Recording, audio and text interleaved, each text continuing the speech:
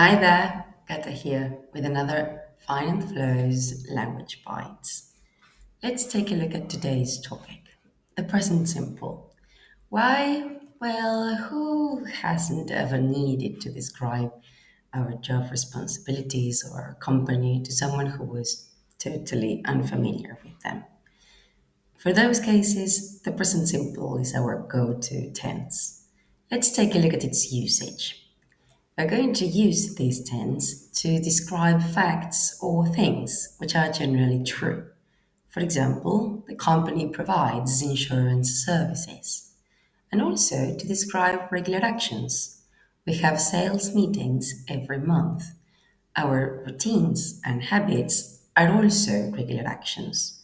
So, whenever we have to describe what our company does or what we do within the company, this is a great tense. Let's take a look at its form, how we can create it. Well, for the affirmative, it depends on the pronoun. If the pronoun is either I, you, we, or they, then I'm not changing the verb. They specialize in Latin American music. However, if the pronoun is he, she, or it, I need to add s or es to the verb. In the case of a verb such as specialize, which ends in e, I only need to add s. So, she specializes in high tech products. For the negative, we need an auxiliary verb, right?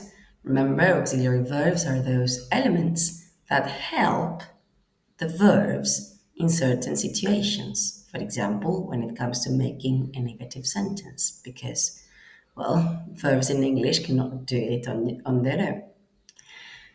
Now, the auxiliary verb is do or does. For the negative, we need to add not. Do not, does not. As you can see, for I, you, we, and they, we're going to use don't. We don't produce mobile phones. But for he, she, and it, we're going to use doesn't. It doesn't produce software. Remember, it is the same to use either one or the other, but always bear in mind that the contracted form, don't or doesn't, is usually more informal. And let's take a look at questions. Once again, the auxiliary verbs appear to help the verbs create this structure. What we have to do is to put the auxiliary verb at the very beginning, before the subject. Do you have many competitors? Does it have a subsidiary in China? These questions are yes or no questions. So the answers can only be yes, we do, no, we don't for the first, and yes, it does, or no, it doesn't for the second. If we want to create WH questions and start our questions with what, when, who, why, then I need to put the auxiliary after it and have that word as the very first one in my structure. Where do you work? What does she do? And let me move a bit so that I can show you some special cases.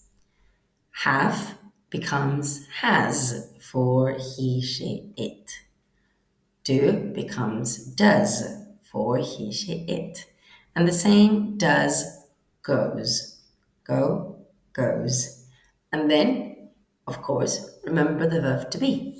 We have three options. Am, is, are.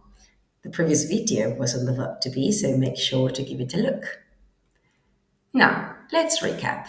This tense is extremely useful when we need to describe facts, things that are generally true, regular actions such as habits and routines, and it's the one with which we get to know auxiliary verbs and what they do.